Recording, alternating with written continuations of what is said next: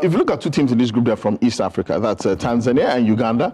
And both of them are the co-hosts of the next Africa Cup of Nations. So they're pretty much building for the next tournament, wanting to have a good tournament this time around so they can have a solid showing when they do host Africa in another 2 years' time. Okay. But you also look at Tunisia, who are former African champions, one of the biggest teams on the African continent. They've qualified for the FIFA World Cup as well. So you look at it, it's a mixed group in terms of the quality of the teams and Nigeria's capabilities. And I did mention the fact that Nigeria is a Jekyll and Hyde team.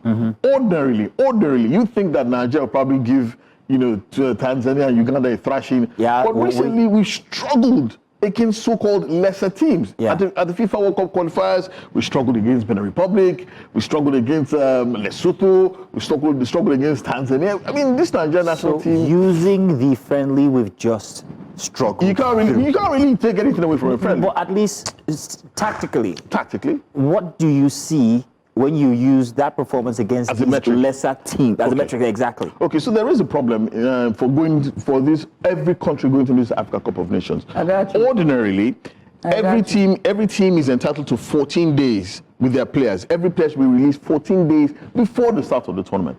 But CAF, in their wisdom, and after getting to bed with FIFA, they've now been making some adjustments to African football that completely confounds everyone. They only release players 7 days to the start of the tournament, which pretty much shortens preparation time, team bonding, building team chemistry. So basically, a lot of these teams are going into this competition pretty much hampered in terms of preparation. But thankfully, the Super Eagles of Nigeria were pretty much in action just a few days ago in the FIFA World Cup qualifying playoffs, where they played Gabon and lost to the DR Congo. So there's still some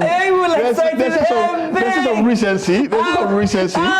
So they're not doing too bad in terms of preparation. But the question is, too badly.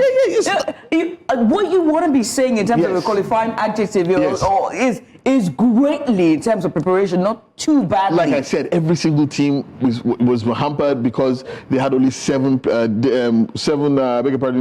days with their players. Nigeria is fond of using their star players and over depending on them. I think that's pretty much the same for every country. They're big players for a reason.